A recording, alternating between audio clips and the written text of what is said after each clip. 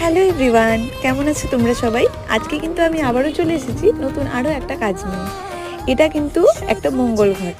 আমার খুব ছোটোবেলার বান্ধবী নীলাঞ্জনা, ওর বিয়ে জানুয়ারিতে। তো ওর বিয়ের প্রতিটা কাজের গুরু দায়িত্ব কিন্তু পড়েছে আমার ওপর।